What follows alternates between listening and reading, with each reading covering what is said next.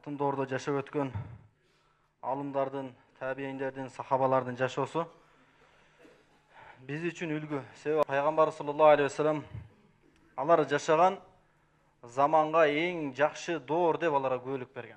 Демек, эң жакшы доордун адамдардан эң жакшы асыл болот. Алардын айткан сөзү, алардын кыймыл аракеттерине чейин келечекте үммөткө жашоолоруна керектүү эреже болуп калат. Улуу алымдардын бириси Хатим рахматуллаху алейхи бул Шакик Балхи рахматуллаху алейхинин улуу шакирттеринен болуп эсептелет. Bir gün ustazı Şakik Balhi rahmetullahi aleyhi, Hatim rahmetullahi aleyhi'den surayt. Sen menin canımda kança vakıttan beri, kança yıldan beri жүрөсүң деп. Hatim rahmetullahi aleyhi aytat, sizin canınızda 33 yıldan beri жүрөм. Murunku uçurda ilim alganda 1 yıl, 2 yıl, 1 ay, 1 cuma olgan emez. Alar ömürlerini uşul jolga arnaşkan. Жылдап, 10 жылдап, 20 жылдап ömürleri uşul din üçün, ilim üçün алар өмүрлөрүн ажыратышкан. Ошонун катарында да Хатим рахматуллаху алейхи айтып атат, сиздин жаныңызда жүргөнүмө 33 жыл болду дейт. Устазы сурап айтат, ушунча убакыт жүрүпсүң мен алдымда, көп убакыттан бери анда ушул аралыкта менден кайсыл нерселерди үйрөндүң? Көп убакыт жүргөндө адам көп нерсе ала алыш керек. Сырткы жашоону караганда. Хатим рахматуллаху алейхи айтат, мен сиздин жаныңызда жүрүп 8 эле нерсени үйрөндүм дейт. Ustazı Şakik Balhi rahmetullahi aleyhi aytat, inna lillahi ve inna ileyhi raciun. Bul dua özü bir kıcılatçılık, kaygı kapı olganda okula turgan dua da. Uşul duanı okup aytты, menin ömürüm seni menen ötüp ketti go. Ömürümdün köpçülügü seni menen öttü. Bolgonu 8 ele nerse үйрөндүң bu. 33 yıldın içinde 8 ele nerse. Hatim rahmatlar aytat, o 8 ele nerse үйрөндүм, men жалган айта албайм дейт.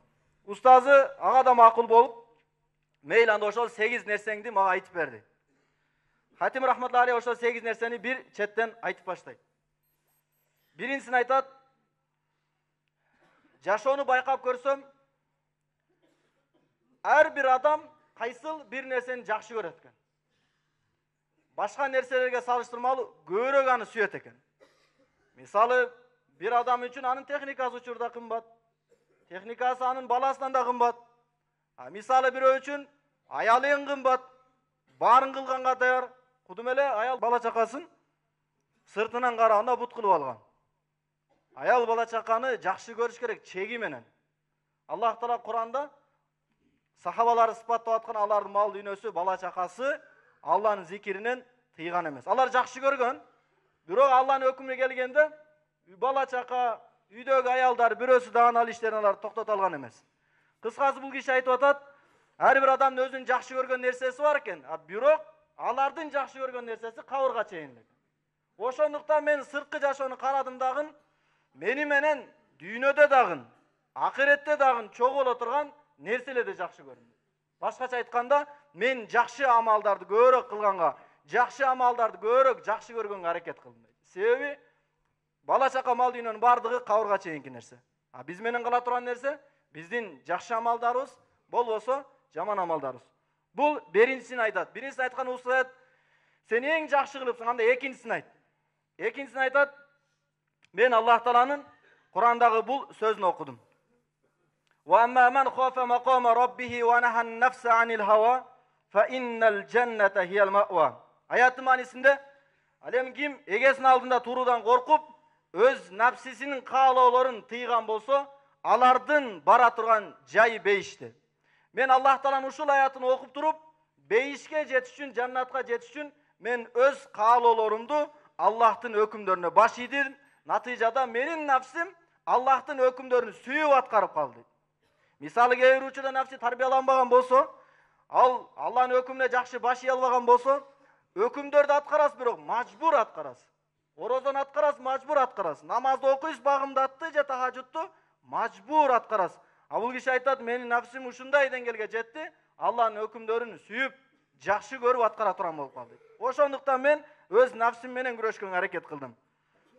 Үчүнчүсүн айтат, ар бир адамдын жашоодо өзүнүн кымбат баалуу нерселери бар экен. Аны биз сактайбыз, уруудан башка нерсенин баарынан сактайбыз. Men bir Allah Taala'nın Kur'andагы бул сөзүн окудум. Ma indakum yanfat wa ma indallahi baq. Sizlerдің астыңардағы нәрсе, байлық, бийлик, бардық нәрсе жоқ болот. Ал эми Алланын астындағы казына бул түбөлүккө калуучу деген аят окуп, мен өзүмдөн кайсыл бир кымбат баалуу нерсени тапкан болсом, мен ошонун баарын Алланын казынасына жөнөтүп койдум дейт. Кыямат күнү Алла ошол казнадан мага алып бериш үчүн дейт. Ошондон Аллах Таала хадиси кудуси айтат: "О адам баласы, сен мага жөнөткүнүң, мага бергениң, мага сарптагының, мен о сен берген нерсени сактап коем" дейт. Аны суу агызып чөктүрүп кете албайт, аны от күйгүзүп кете албайт, аны уурдап кете албайт. Сен ошол нерсеге өтө муктаж болгондо мен аны беремин дейт. Демек өзүбүздөгү кымбат нерсе эмне? Учурда эң кымбат нерсебиз мына убакыт, аны менен биргеликте экинчи орунда турган каражат, мал дүйнөбүз. Мына ушул Алланын астына жөнөтүп коелу, кыямат күнү биз кайсыл учурда муктаж болобуз? Эң муктаж болгон жер биринчи кабыр, кабырдан өтүп Махшар майданында Аллах Таала бизге чыгарып берет экен. Бул үчүнчү нерсесин айтты. Төртүнчү нерсесин айтат: адамдардын жашоосун карап көрсөң, бардыгы бири-бирине мамиле кылат экен. Ата тегине карап, кийингенине карап, байлык бийлигине карап, насабына карап. Мен Аллах Тааланын бул аятын окудум. Инна акрамакум индаллахи аткакум. Силердин эң урматтууңар, сыйлуурагыңар Алланын астында силердин такыбараңар деди. Демек Аллах байлык бийликке, ата тегге карабайт экен. Ошондуктан пайгамбарыбыз саллаллаху алейхи вассалам айтты: бир адамдын амалы кечигип аткан болсо, амал кылбай аткан болсо, анын эч качан насабы, ата теги аны шаштыра албайт деди. Башкача айтканда, Алланын астына барганда анын ата теги, анын байлык бийлиги, мансабы бирөөсүнө пайда бербейт деди. Демек биздин такыбачылыгыбыз Алланын астында бул белгилүү, кадырлуу болуп эсептелет экен. Бул төртүнчүсү. Бешинчиси, адамдардын жашоосуна көз жүгүрсөм, болор болбос нерселер үчүн, дүйнөлүк нерселер үчүн бирин-бирин хасат кылат экен, көрөлбастык кылат экен, аркасынан гыйбат кылат экен, дүйнөлүк нерселер үчүн. Мен Аллах Тааланын Курандагы бул аятын окудум. Нахну qasamna baynahum ma'ishatahum fil hayati dunya. Биз адамдардын арасындагы ырыскыларын өзүбүз бөлүштүргөнбүз. Демек бир адам сизден байлыгы көбүрөөк болсо, эгерде бир адам сизден даражасы бийигирээк болсо, ага эч кандай хасат кылып көрө албастык кылганын кажети жок экен. Неге Алла өзү айтат, биз бөлүштүрүп бердик дейт. Демек бир адамдын бай болуусу, бир адамдын кедей болуусу бул Аллах Тааланын бөлүштүргөнүнө жараша болот экен. Эгер ага хасат кылган болсоңуз, анда кудум эле өзүңүздүн тагдырыңызга нааразы болгондой. Неге буга берет, неге мага бербейт? Неге мунуку көбүрөөк, неге меники азыраак деп Алланын тагдырына кайра нааразы болгондой сезилет. Ошондон мен адамдардын жашоосуна нерсеге көз жүгүртпөй, алардын бирөөсүнө дагы хасат кылган жокмун дейт. Алтынчысы, адамдар жашоодо дүйнөлүк бир себептен улам бири-бирин душман тутат экен. Бирок апа кылып койгон жана башка. Бирок мен Аллах Тааланын астындагы Алланын сөзүн окудум дагы, чыныгы душман, чыныгы адамдын душманы бул шайтан экендигин Алла өзү Куранда баяндап айтты. Инна шайтана лакум адуун фаттахидуху адуа. Чындыгында шайтан силердин душманыңар, ошондон анын душманын туткула деди. Ошондо мен адамдар менен болгон душманчылык токтоттум. Мен шайтан, аны нафсы менен душман болдум дейт. Алар менен күрөшкөнгө менет кылдым. Бирөөнүн кошунасы дайым ага жамандык каалайт экен. Күн сайын зыян жеткизет экен. Бир адам айткан экен: ушул адамга анча-мынча сен дагы жооп берип койбойсуң" деген айткан экен. Менин эки душманым бар, эгерде бошосом аны буга жооп берем деп. Ал душманың кимдер дегенде мен шайтаным менен нафсым дейм. Акыйкаты ушул жерде отургандардын баарыбыздын шайтаныбыз бар. Андан да чоңураак, нафсыбыз андан чоңураак. Ушул эки нерсе биздин душман экен, адамдардын баары биз үчүн дос экен. Бул 6-ынчысы, 7-инчисин айтып атат.